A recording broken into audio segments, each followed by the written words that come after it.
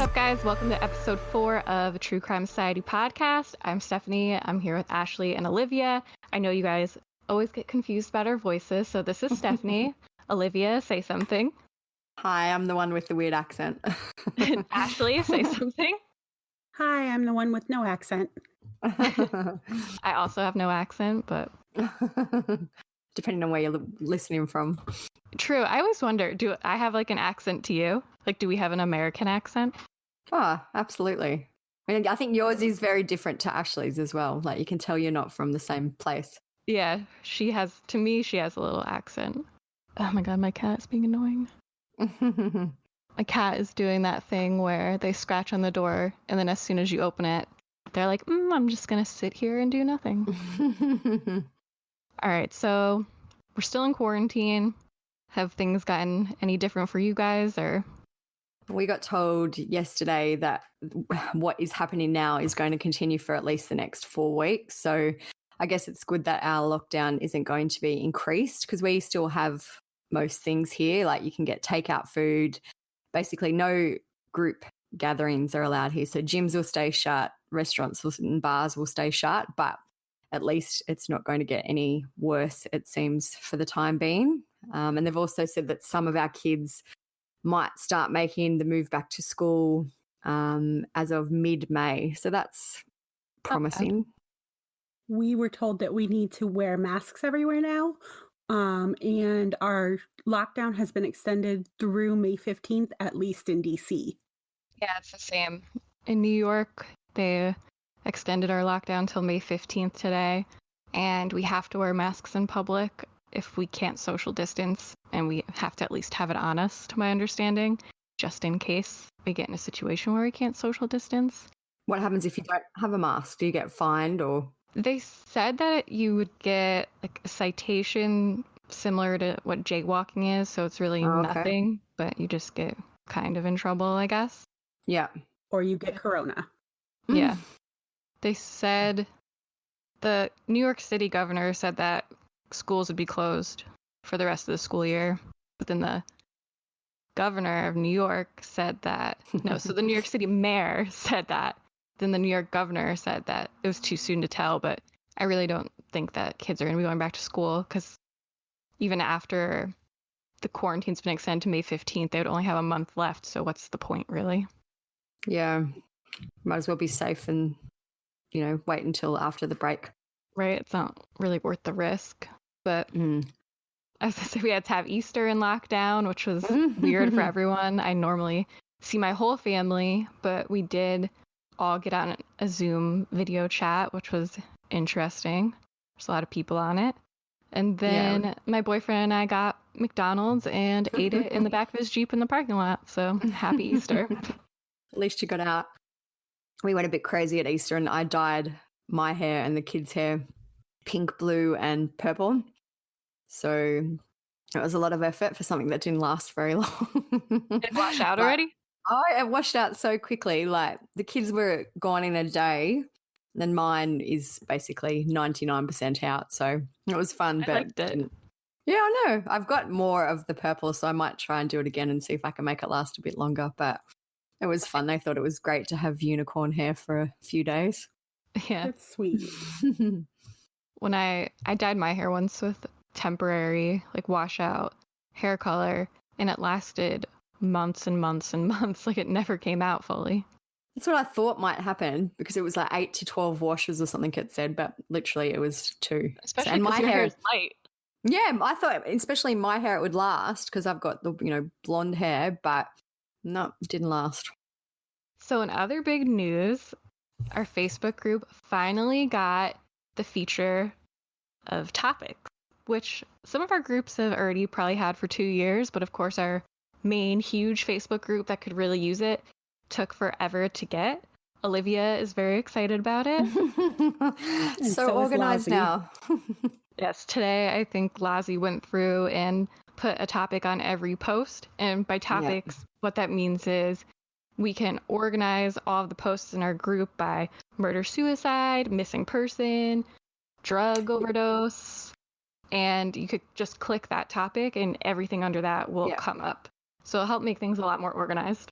Yeah, if you really want to read about, say, missing children, you can just go and click that topic and it will bring up every post or, as many as we've categorized so far about that topic. So it'll make things a lot easier to find information as well when we have the big cases like Gannon ongoing.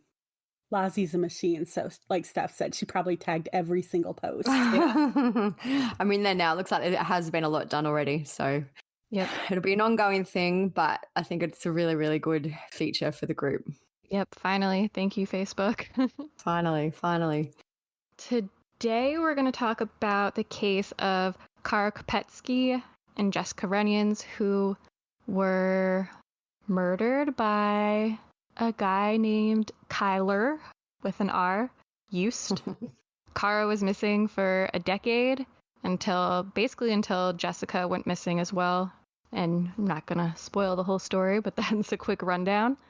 The format we're going to try today is a little bit different. Normally, we were each getting a part and then we would chat throughout it. We did a poll in the group and some people said they would prefer one person telling the whole story versus multiple people and maybe less chat or not More condensed less chat, maybe right. So if people just want to listen to the story, they can do that. Mm-hmm. Some people don't like chat. Yeah. And some people do. So we're going to try to find a happy medium to satisfy everyone. Yep. So see how we go. We'll see how it goes. Definitely let us know if you guys like one better than the other and majority rules, and that's what we'll go with. At the end of after Stephanie's told the story today, we'll go through and have a chat and answer some questions that we all came up with regarding the case. So, yeah, we'll see how that goes this time around. All right, let's go. All right, well, the search for Kara Kopetsky has been excruciating for her family, friends, and for law enforcement, and especially difficult because there seems to be so few credible clues. Kara Kopetsky was last seen the morning of May 4th, 2007 by the security camera at Belton High School. Her mom says she was excited about getting her senior picture taken and was looking forward to her final year of school. But something mysterious happened to Kara that May morning. She left school either on foot or in a car with someone else. Her last cell phone call was made at 10:30 a.m. When she didn't show up for her after-school job, her parents became worried and reported her missing. On May 17th, Kara was reportedly seen with a young man at a gas station in Lewisburg, but that has never been confirmed. Despite many searches, a reward fund, and even national publicity, Kara has never been found. Well, tomorrow is Kara Kopetsky's 21st birthday. The reward for information on where she is now stands at $80,000. Please call the TIPS hotline at 816-474-TIPS if you have any information. May 4th, 2007 started out like any other day for Kara. She went to school that morning at Belton High School before realizing she forgot a textbook at home. Kara called her mother, Rhonda Beckford, and asked if she could drop it off and if she could throw her uniform in the wash before her shift that night. Before heading to work, Rhonda put Kara's uniform in the wash and brought the textbook to the main office. That same day, Kara's classmates remember her leaving school early. Surveillance video from Belton High School shows Kara walking down the hall at 10:30 a.m., and another video shows her leaving the school shortly after. This is the last time Kara was ever seen in the beginning of an investigation that would last a decade. When Kara's mother returned home from work that evening, her husband Jim Beckford said Kara had not come home from school as she normally does at 2:30. Rhonda tried calling Kara, but her phone went straight to voicemail. Knowing something wasn't right, Rhonda called Popeye's Chicken, where Kara worked, and spoke to her manager, who said he had not heard from her either. Kara only missed work one other time due to being sick. Around 5 o'clock that night, with no word from Kara, her parents reported her missing to Belton Police Department. The Beckfords feel Kara's disappearance was initially brushed off and treated as a runaway situation, claiming they were told by police, "She's a teenager, she's probably just mad." Kara's mother told police that her daughter's ex-boyfriend Kyler Used had been abusive, and Kara filed for a protective order against him on April 30th, just a week before she disappeared. On the request for the protective order, Kara wrote, "Saturday, 4/28, kidnapped, restrained. 1 month ago, choked me. December 6th, had knife in hand and said, 'I'm gonna slit your motherfucking throat.' March 7th, wouldn't let me outside. In another section, she wrote, I'm unsure of what he'll do next because the abuse has gotten worse over time. While police may have assumed Kara initially ran off, her loved ones knew something was wrong. Kara had never run away before, and the majority of her belongings were at home. Her money, her clothes, her iPod. Remember iPods? Friends and family of Kara began going door to door with flyers, hoping someone would have information about her whereabouts. The following information is from the 2017 probable cause statement, but it goes into more detail about the investigation during this time, so I'm going to go over some things from it. First, it brings us back to April 28, 2007. Kara arrived at the Belton Police Department to report that Kyler Yost had kidnapped her earlier that evening. She informed the officer that Kyler is her ex-boyfriend, and she recently ended their relationship. That night, as she was leaving her job at Popeyes, Kyler forced her into his vehicle after she refused to hang out with him. Kyler then drove around and eventually let her out of the vehicle after driving to Grandview. 2 days later, on April 30th, 2007, Kara applied for and received an order of protection against Kyler that was served to him on May 1st, 2007. The evening of May 4th, 2007, Kara was reported missing to the Belton Police Department. The next day, an officer went to Kara's home to speak with her parents, and they advised that they still hadn't heard from her and were very concerned. An officer made contact with Kyler on May 6, 2007. Kyler said his last contact with Kara was on the 3rd and denied having any contact with her the day she went missing. He said he had a missed call from her that day, but she didn't answer when he called back. But Kara's phone records revealed that Kyler was lying about the last time he spoke with her, and that they did speak on the phone the day she disappeared. The records show that Kara called Kyler at 9:13 on May 4th, and that he had called her back at 9:20 a.m. Now remember, the surveillance video from Belton High School shows Kara exiting the school at 9:19 a.m. According to the Washington Post, the phone call between Kyler and Kara lasted about 20 minutes. So in my opinion, it makes it seem like he possibly picked her up from school for some reason. On May 6, 2007, Kyler was interviewed by police again. He doubled down on his original claims by continuing to say that the last time he spoke or saw Kara was on May 3rd, when she got off of work, and on the 4th, Kara called him around 11 a.m., but he was sleeping. He texted Kara, but she never replied. In the same interview, Kyler admitted to kidnapping Kara on the 28th. This is the incident that prompted her to get the order of protection in the first place. He said he did it because he was upset that Kara was dating other men and wanted to break up with him. The officer asked if he ever physically abused Kara.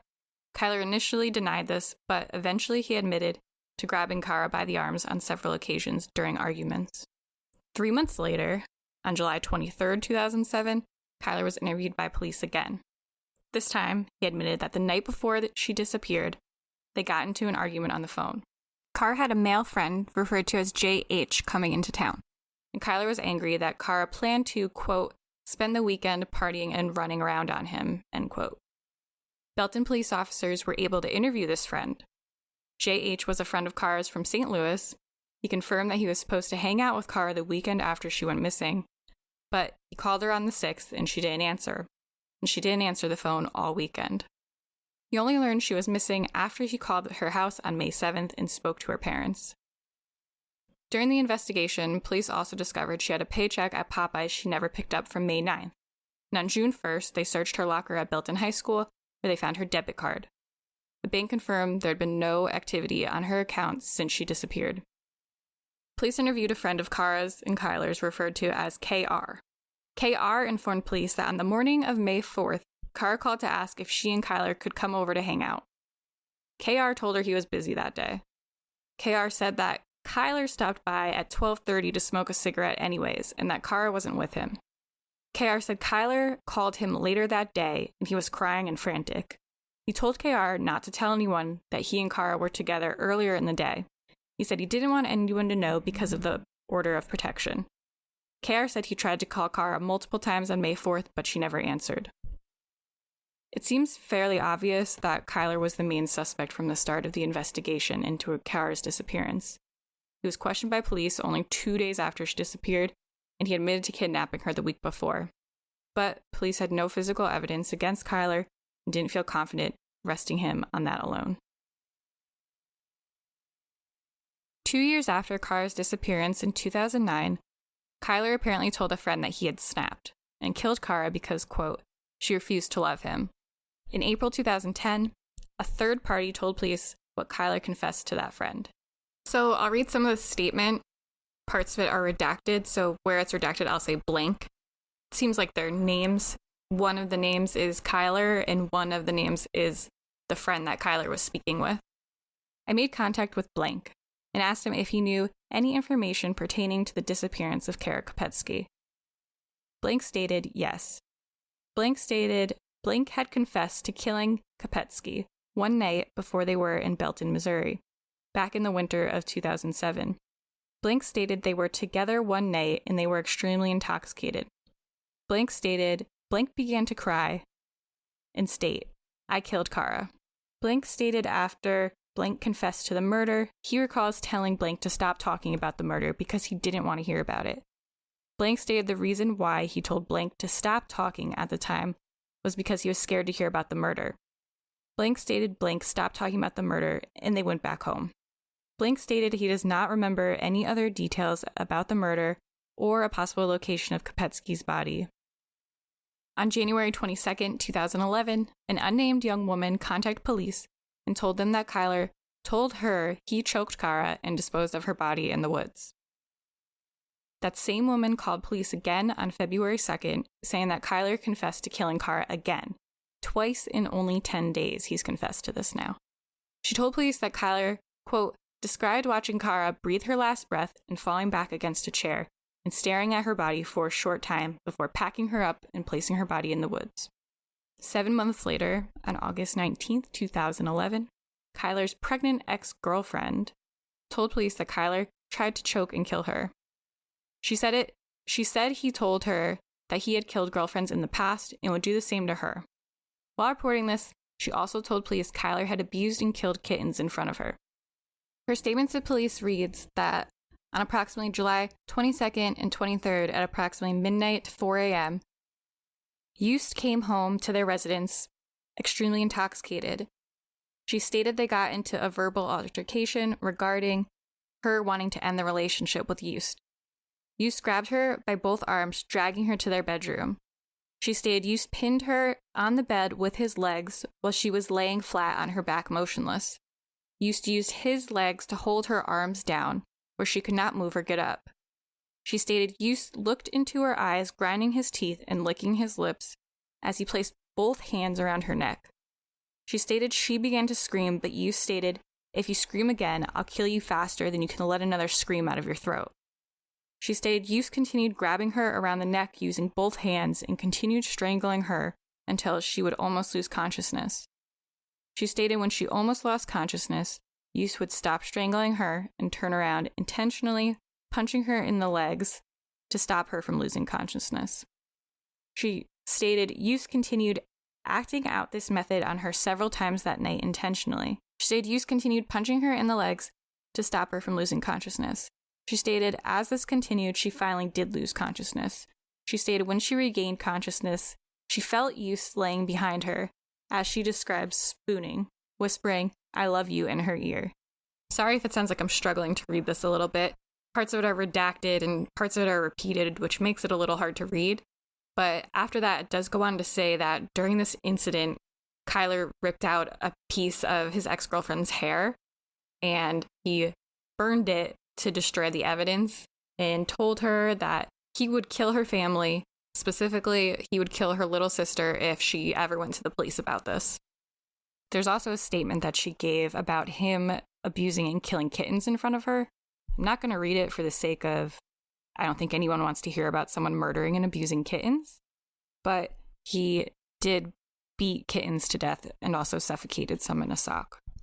So because of all that, police arrested Kyler that September on charges of assault and animal abuse. Kyler was arrested again on February 24th, 2012 on drug trafficking charges and for stealing while employed as an apprentice at a tattoo parlor. There's not a ton of information out about his drug trafficking charges, but apparently he was receiving synthetic drugs in the mail, and it was enough for him to get intent to sell. So clearly not the brightest guy there is. I think we knew that already. Here's a clip from Action 41 News that goes into a little bit more detail about his crimes. The ex-boyfriend of Kara Kopetsky is asking investigator Russ Potosik what indicted means. Russ says he's going to find out the hard way. A grand jury order will be teaching that lesson to 23-year-old Kyler Yost in court. In September, Yost pleaded guilty to assaulting a new girlfriend over the summer. He's also accused of stealing tattoo supplies from Lucky Lady Tattoo on Warnell, where he was an apprentice. This week, prosecutors released this indictment. According to the court papers, Yost appropriated tattoo machines, needles, ink, and various supplies. This video is of Yost being arrested for animal cruelty charges in September. He's accused of stomping one kitten and throwing 2 live kittens into a creek while tied inside a bag. Yost has been texting me for the past couple of weeks about a meeting, but he's never shown up. When I texted him about the indictment, he responded, "What does indicted mean?" When I texted back that it means a grand jury orders the defendant to stand trial, he responded, quote, "That's messed up." Messed up indeed, Kyler. On June 5th, 2012, another witness called police and said earlier that year, Kyler confessed that he had picked Kara up from school the day she went missing after she got into an argument with a teacher. Kyler told the witness they got into an argument and he choked her to death. On November 23rd, 2013, Kyler was sentenced to 4 years in prison for previous drug charges. When the judge asked Kyler if he had anything to say before being sentenced, he told the judge, "Eat a steak for me." More of his charming personality right there. At his sentencing, Kyler's lawyer told the judge that he suffered from PTSD due to a traumatic childhood. He explained that Kyler was raised by his grandfather after his drug-addicted parents abandoned him, and that Kyler only met his mother for the first time when he was a teenager. Growing up, Kyler was sexually abused and diagnosed as bipolar.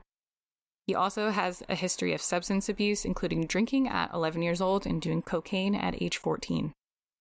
In September 2015, this is now 8 years after Kara disappeared, a police officer visited Kyler in the Oklahoma prison that he was in and confronted him with information showing that they knew Kyler lied about speaking to Kara the day she disappeared, but Kyler refused to answer any questions. On May 28, 2016, a former cellmate of Kyler's contacted Belton police and told them that Kyler admitted to being worried about the September 2015 visit. Kyler allegedly asked the cellmate for help in establishing an alibi before breaking down and again admitting to killing Kara. But despite all this, on September 2nd, 2016, Kyler was released from prison and placed on supervised release, only serving 3 of his 4-year sentence. Less than a week after his release, Kyler attended a party with his friend Jackson Mallett and Jackson's girlfriend Jessica Runions in Grandview, Missouri on September 8th. Jackson ended up leaving the party early and left Jessica there with Kyler, which I think is strange. Jessica agreed to drive Kyler home. That night, witnesses remember Kyler being very aggressive, drinking heavily, and acting possessive of Jessica. The two were seen arguing before they left the party together. And that night, Jessica never returned home. Her family and boyfriend were immediately concerned, especially when she missed an important doctor's office she planned to go to with her mother the next day. After being unable to reach Jessica for the entirety of September 9th, her family reported her missing that evening.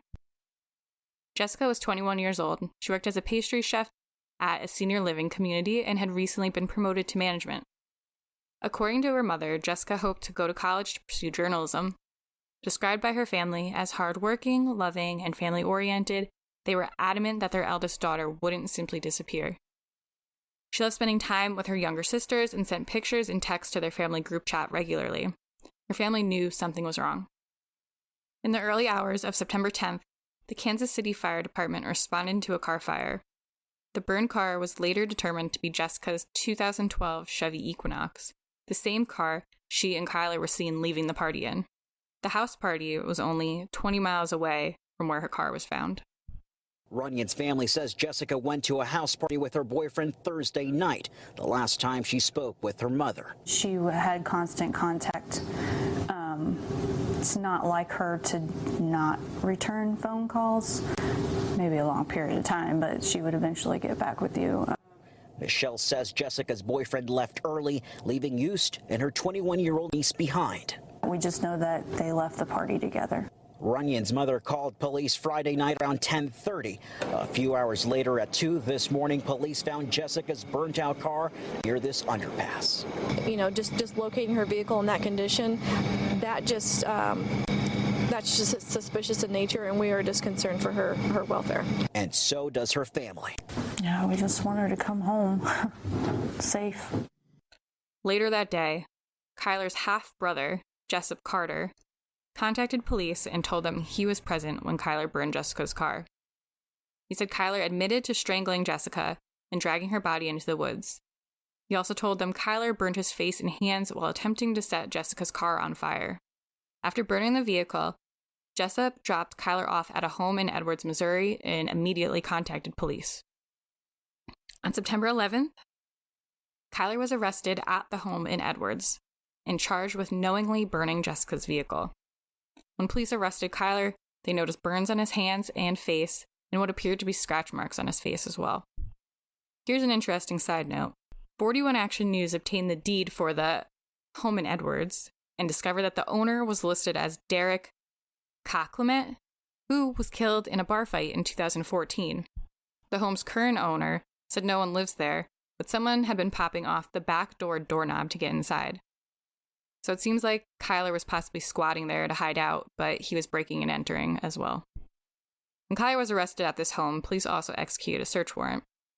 They were looking for any trace evidence, firearms, burned clothing, and the clothing that Jessica was last seen wearing, which was a blue plaid flannel shirt, black yoga pants, and red shoes.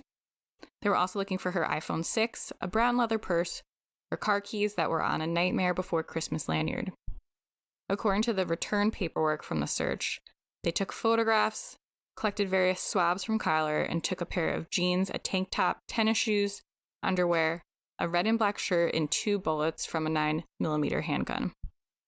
The type of physical evidence that they took from Kyler, they took a penile swab, buccal swab, scrotal swabs, fingernail scrapings, swabs from his right and left hand, swabs from his face. They also took head hair, pubic hair strands, and head hair and pubic hair combings. On September 13th, authorities suspended their search for Jessica. Her family organized their own efforts and focused on the area where her car was found. Authorities asked landowners and hunters with trail cameras in the area to check their footage for anything suspicious. Missouri Search and Rescue also conducted field searches in conjunction with police. Then on September 14th, which happens to be Kyler's birthday, he was transferred to Jackson County Jail.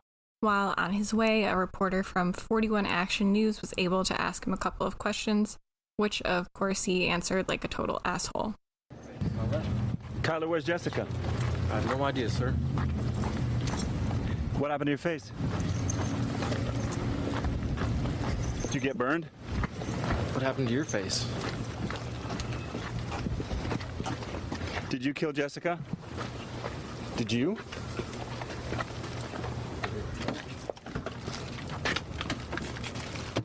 No answer?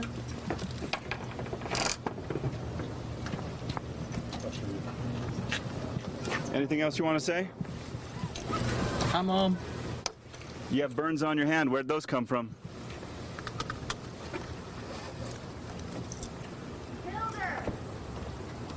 Knees and elbow.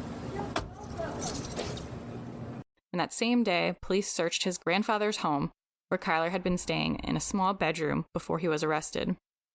Police recovered a blue plaid shirt and an alcohol pad and Q-tip with blood on them.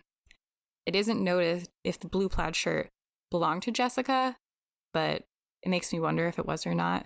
October 5th, 2016, yet another person came forward and stated that Kyler again confessed to killing Kara 3 years ago.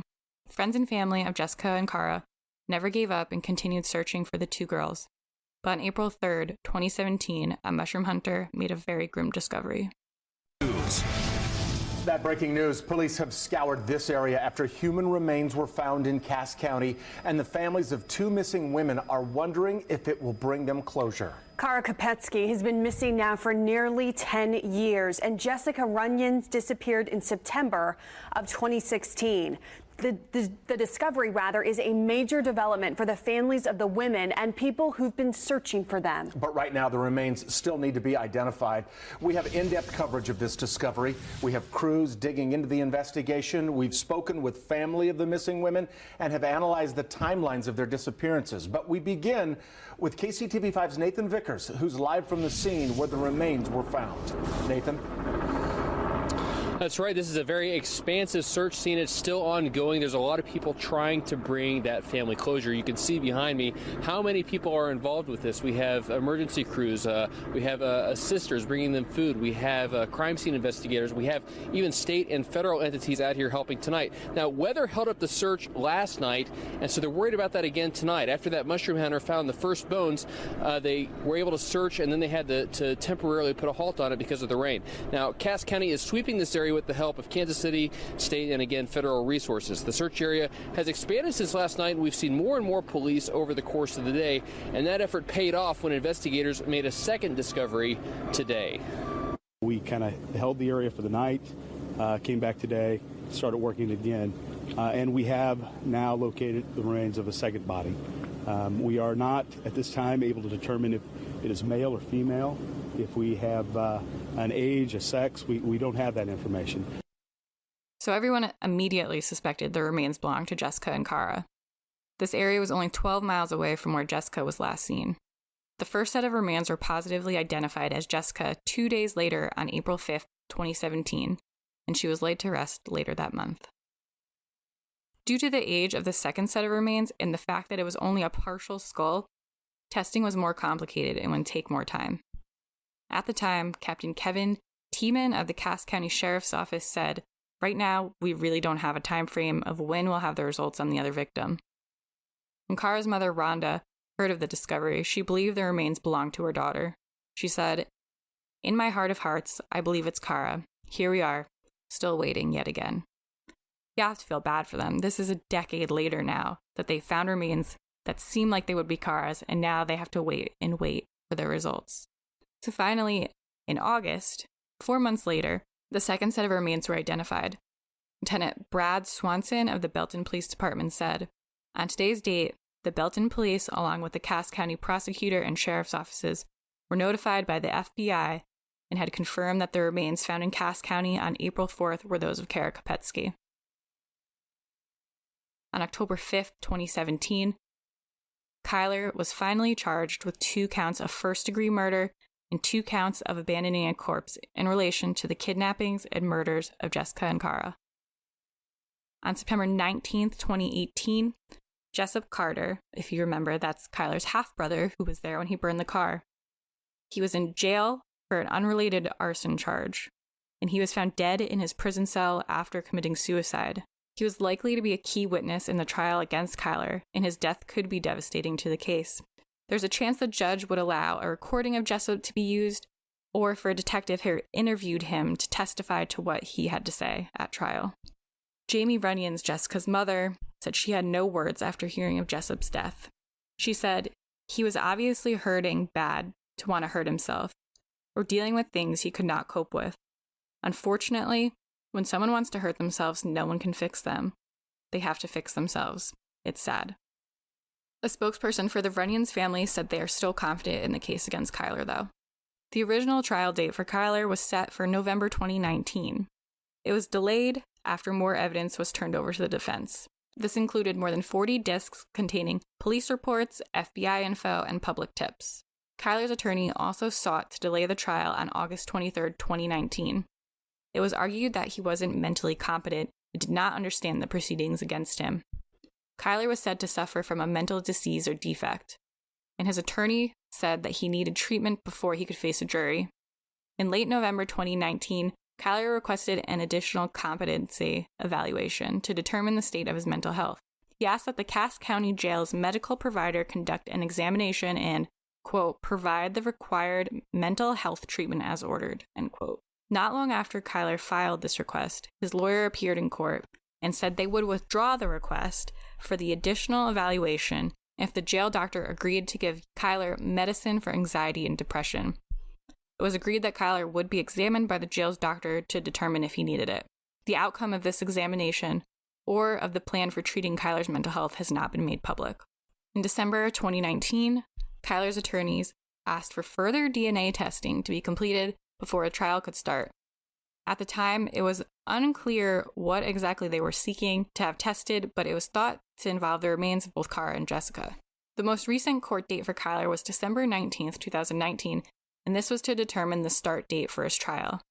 Jury selection is now due to start on July 22nd this year. Jurors will be brought in from St. Charles County, which is outside of St. Louis. Once the jury is set, the trial is due to begin Monday, July 27th. During the December 19th court appearance, prosecutors denied the request from Kyler's attorney to retest DNA evidence. It emerged that they had been asking for the remains of both women to be retested, as well as hair found in 2013 by the FBI in a white SUV. All right, so that about brings us to present day, or as current as the story goes so far. We'll definitely stay updated when the trial happens, so be sure to check back with us. But what do you guys think otherwise? Anything interesting stand out to you? It'll probably all be delayed again because of Corona. Story of our lives. It's probably delayed enough because of Jessup. And they just lost their main witness. And it was supposed to already happen in November. Yeah. This should have been done already. It feels like there's been a lot of road bumps for this case, and I think that will keep happening. I don't think it'll happen in July. Hopefully it will, but I don't really see it happening in July at this stage. Kyler and his attorney seem like they're trying with all their might to get it delayed at every turn possible. Yeah. I don't know why, if they're trying to buy more time just to build a different case, or, you know. I think they're just trying to keep him out of jail for as long as they can, even though he's already in jail, but without the life sentence, because they have no defense to this. Yeah. Then how many people who have told the police that he killed them? I don't know. I didn't actually count, but I feel like it was at least 4. Yeah.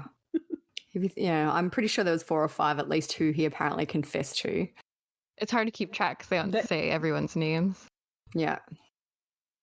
I feel like he just did it to everyone he saw, and only 4 or 5 people went to the police. He seems like a jerk. Like, he really seems like he was arrogant and a jerk, and I'm sure that people were terrified of him. So I wouldn't doubt that there's a lot more people that he actually spoke to who were too scared to do anything about it.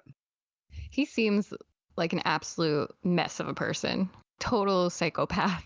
Yeah.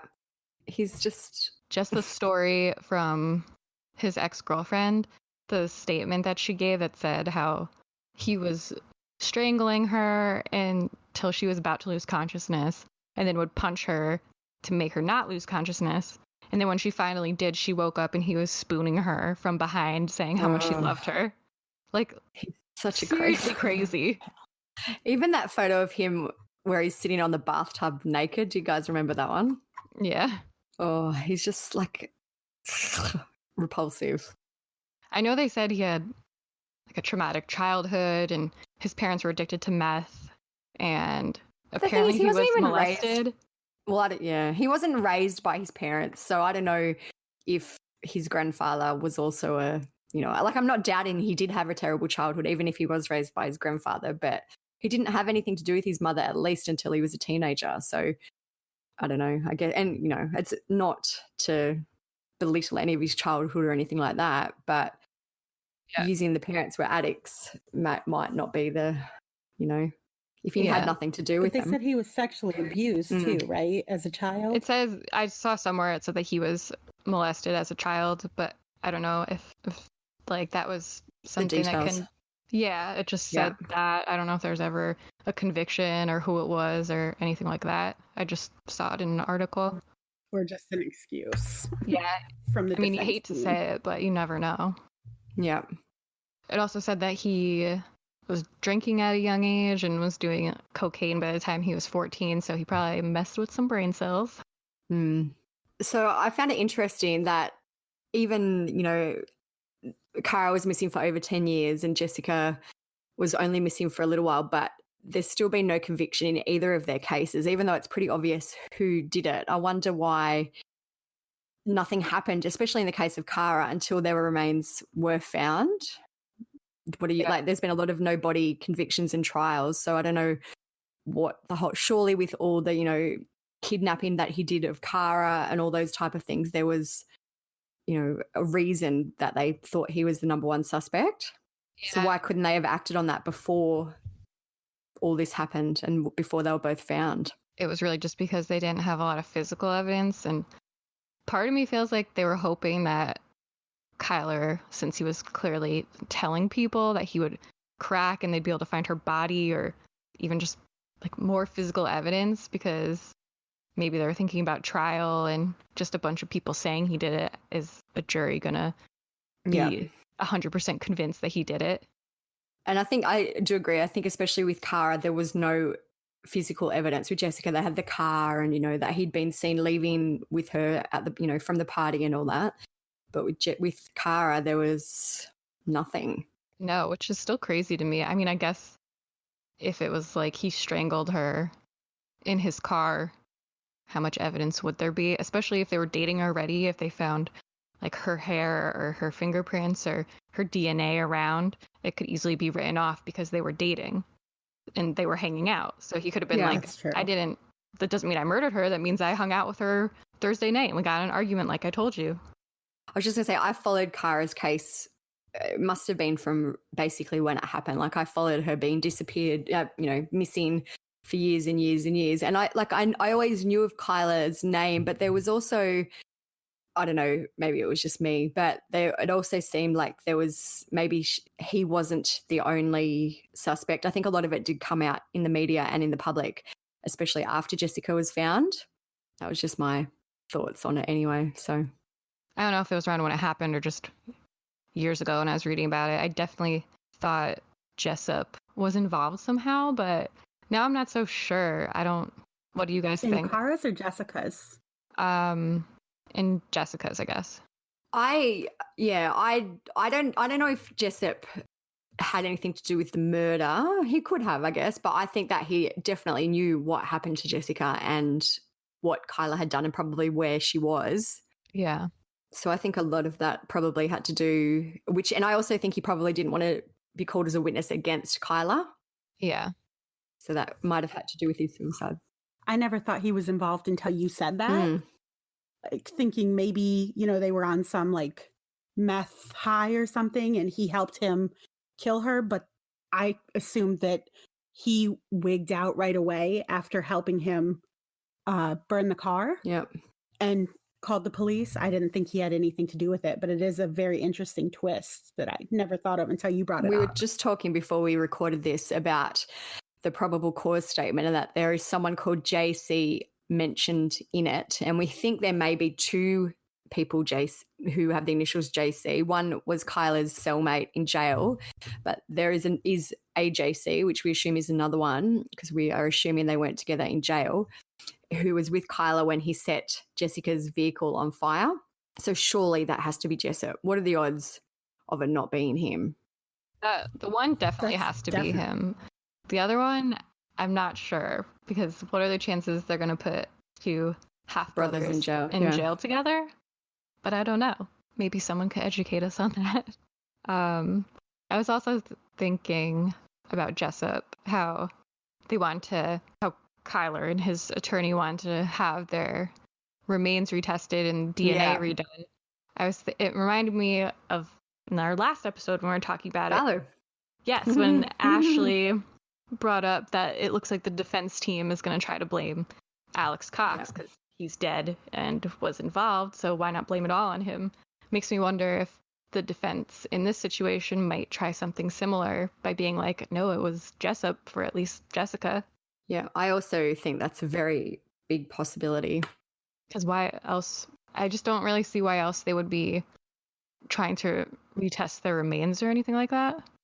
Like if it sounds like Jessup was definitely there anyway when Kyla lit the car on fire. So does that mean that maybe he helped Kyla put the body wherever it was? So if that is the case, his DNA may be on her remains. Yeah. So I guess. But they found the car burning a day later, right? Yeah. Well. So that would give him ample time to drop off the body and then go contact Jessup to help him burn the car. Yeah, they found the car on the 10th. The party was on the 8th. and she was MIA on the 9th. Then the morning of the 10th, they found the car. That's just a whole day of where was the car? Where was Jessica? Where was Kyler? Where was Jessup? Like, what were they all doing that day? Was that, I don't know. Why did only one of them have a normal name? There's a lot of weird names in this case. That brings up another point, actually. Another weird name was Jackson, who's Jessica's boyfriend and was also Kyler's childhood friend. Yep. A lot of questions about, I wish we knew more about their lives. I tried to look and find anything about Jackson. I would love to know his opinion of Kyler. Since he was his childhood friend, did he always think he was weird? Like, I don't want to be like, why would he leave a party early and leave Jessica there? Because sure, things happen, but it just seems weird to me. Like, as a girl, if my boyfriend left a party, I don't think I would want to be there still by myself, especially with his weird friend. Who'd just gotten out of jail, like literally a few days before. Yeah, for being a piece of shit. And had told everybody that he killed a girl. Mm-hmm. I'd like to ask Jackson why he would leave his girlfriend alone with him. And I'm sure if he's telling all these other people that he murdered Kara, why? I feel like he would also tell his childhood best friend. I had a look on Jackson's social media just to see if I could see anything about this, but I couldn't, which is not surprising really, because I doubt he wants to put it out there and make it all public. But yeah, it's interesting. And I guess we will never know what happened that night. Like maybe Jessica really didn't like Kyler, for example, just as a theory, and only offered to give him a lift home, and that's why he thought that she would be fine. Not making much sense. But basically maybe he just never ever thought it would happen. Maybe he just assumed, they'd stay away from each other, or maybe he also assumed, and at this stage too, you have to remember that Kyler hadn't been charged with anything in relation to Kara's death. No, just murdering kittens. Yeah, I know. And beating pregnant women. Yeah. But then you'd also think that why were they still friends if Kyler had such a bad reputation and was seemingly so dangerous?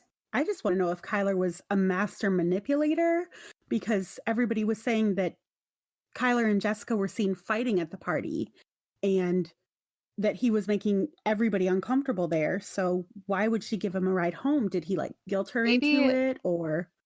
I used to designate drive people a lot because I went through a phase where I didn't really drink too much, so I was always the DD. There was definitely times where my friends would get super drunk and piss me off, and I definitely probably fought with them, but I would still drive them home because I said I would drive them home and I'm not going to abandon them.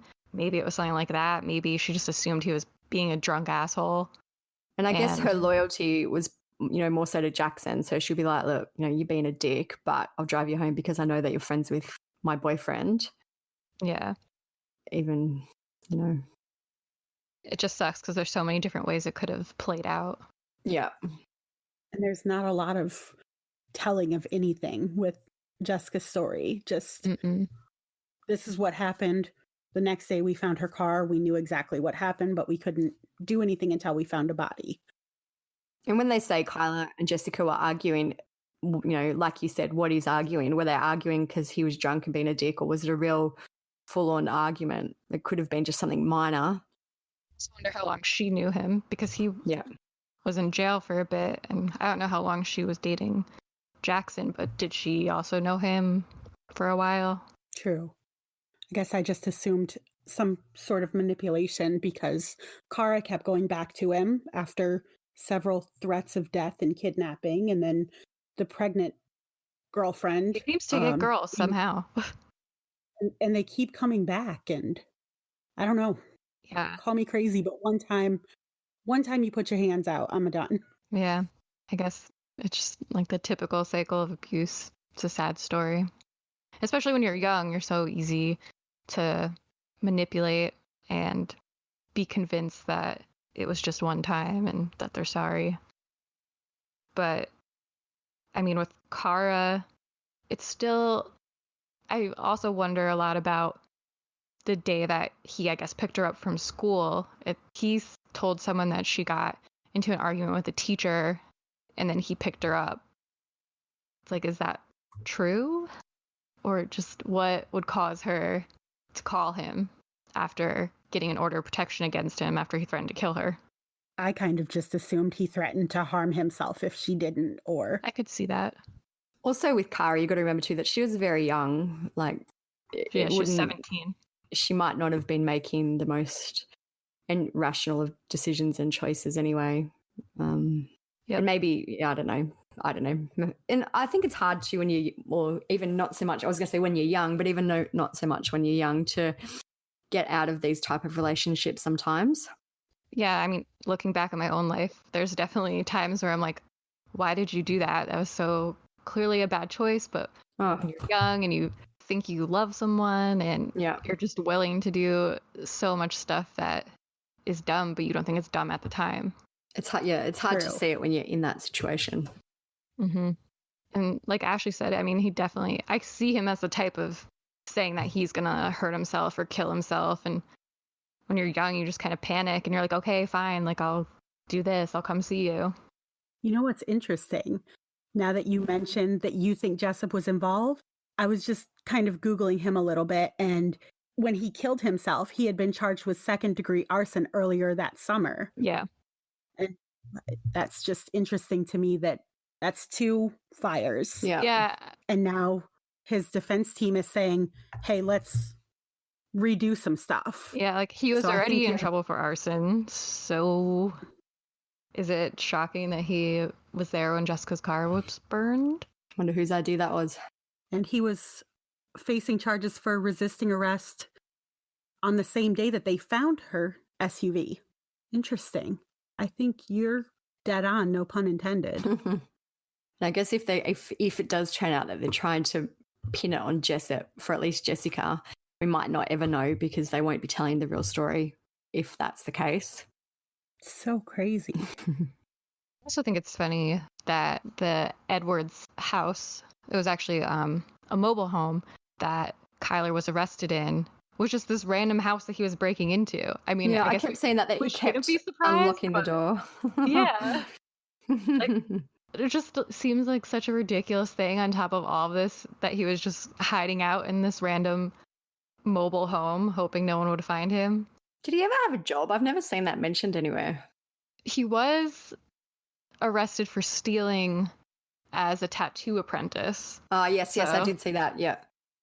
That's all I got on that. I remember based on his tattoos, a very bad apprentice. Yeah, for people who don't know what he looks like, he has full neck tattoos up to his face that are, I don't really know what they are. I didn't care to look enough. There's some photos on the website of him if you want to check out his tattoos, but they're not very nice or very artistic. I'm going to check them out now.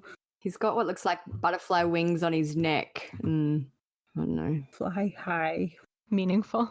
The more you think about it, it's so sad for Kara's family how long this took when they pretty much knew from day one what happened. He just got so lucky that it took them so long to find her. It was dumb luck. That was all it was. He wasn't a smart criminal. Just like everything aligned for him somehow. Yeah. Yeah. Because it was so obviously him. But they it's just so frustrating in cases like that where you know, like they would have known what had happened, but they just can't find it. They couldn't find Kara. It took them a few months to find Jessica. Yeah, and I think they were lucky that when she was found, they were found by the mushroom hunters. It was just what if that guy didn't find them? How long could it have taken? Well, it's funny. It always makes me laugh when they say a mushroom hunter. Like they're always finding bodies. How can you hunt a mushroom? They're just there waiting for you. You don't need to hunt them. Mushroom searchers. Well, they're on the hunt for specific mushrooms. Oh, maybe that's it. Mushroom foraging. That's my favorite. That's like a more normal name for it. Yeah, you'd think so. It could have been when this one happened, but I feel like there was another one more recently where a mushroom hunter found a body, and I was like, I need to start being a mushroom hunter because they're always finding bodies. They're always solving these crimes. I can send you an article, 5 steps to becoming a better mushroom hunter. If you like. What's step number 1? Oh, okay. Hold on. Location. Find where you might find a dead body. Go there. 2 is narrow your search. 3 is a year in the life of a mushroom or of a mushroom hunter. Oh, He encourages people to study a mushroom for an entire season before you eat it. That's weird. That's dedication. That's probably going to be food poisoning, but... I just Googled mushroom hunter found body just to see if I could see what Stephanie was talking about. And one of the articles is, why do mushroom hunters keep finding dead people? Very good question. They're really looking for dead bodies, but don't want to tell people that, so they just say they're hunting mushrooms, which is somehow, I guess, more normal. Oh, the Kansas City Star asked about that. I guess this mushroom hunter said, I don't know if I want to go. I'm terrified of finding a body. It must really put a damper on your day when you're just trying to find mushrooms and you find a skull. I really hope the trial does happen this summer. I mean, I have my doubts, but I wonder if there'll be any big bombshells that no one's known. I think now that you said that, I think he's going to try and pin at least Jessica on Jessup.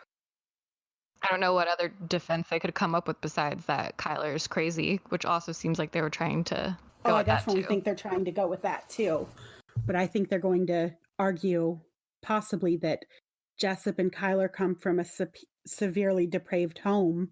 I almost wonder if they would use his mugshots too, which is weird, but defense can throw anything at the wall.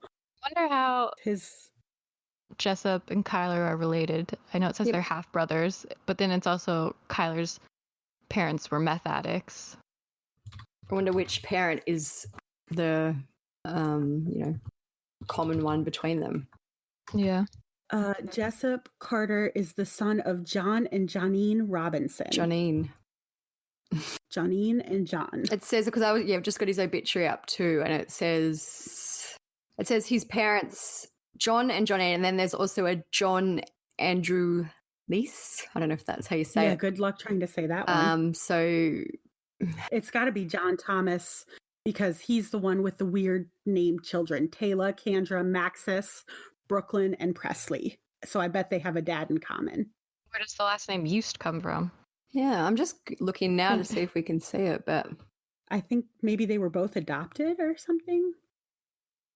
Or fostered out, maybe? But no, I don't think it is the dad because Kyler's dad is Ken Eust. Huh. So it says here, Ken Eust told the Associated Press that he hasn't had a relationship with 27-year-old Kyler for years. He says he feels for families of those hurt by his son. So it must be the mother. Johnine. I've never heard of Johnine. That's a new one for me. Janine. How do you spell that? Johneen. How did you say H? H. I love the way you talk. My other favorite word is assume. I love the way you say assume. Assume. What do I say? I don't even know how I say it. Assume. Like that? Yes, like that. So what do you guys think actually happened with each of the murders? Do you think Kyler was the only one who was involved? Do you think he planned them? Or, what are your thoughts on what actually happened? I feel like it wasn't planned. I feel like Kyler for sure is just always going on instinct. Yeah, impulsive, spontaneous. He seems like a very erratic and emotional person. I feel like with Kara, it was probably exactly what everyone said. It seemed like she was trying to end the relationship. They must have gotten into an argument that day, and he choked her and killed her and got rid of her body in the woods. Jessica's the one that's more of a mystery to me, even though I think basically the same thing happened, but I'm just more curious about what the relationship dynamic was between Jessica and Kyler and Jackson, how long they all knew each other, how good of friends they were, things like that would probably answer more questions. But I feel like the same thing, I don't think he planned to kill her. I'm sure it was just him being out of control again and killed her, then panicked and had to burn her car that he was stuck with. I don't the part of me who really likes true crime wants to think Jessup was in on it, but I still have faith in people, and ultimately I feel like he probably was just looped into this and maybe is also scared of Kyler, knows what he's capable of, and maybe killed himself because he just felt guilty and was scared to testify. Yeah. That's my unexciting hot take. I'm probably overthinking it, but earlier today I was wondering if maybe he had gone after he got out of prison, if he had gone back to where he left Kara, because I don't know exactly how far apart it is from where he left Jessica, but it seems like it was relatively like close. 30 meters or something, like not very far. Yeah, it was very close. So it almost makes me wonder, like, I think I'm overthinking it, but there's a part of me that thinks that he went to go visit Kara and got high off the kill and went for another thrill kill when Jessica rejected his advances, because that's just the way it played out in my head, is that he tried to force himself on her and she fought back, and that enraged him. But then when Stephanie brought up Jessup, everything twisted for me, and now I'm like, did he do this and he just loves to start fires after his brother likes to kill women, or what? But I don't think it was as inadvertent as Steph does, for sure.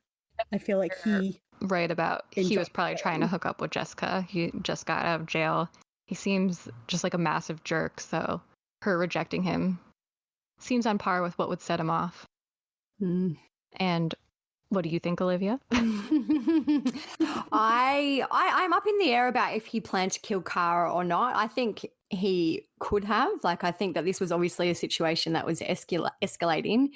So it wouldn't surprise me either way if he just snapped or if he did actually plan it, and that's why he picked her up from school that day and did it.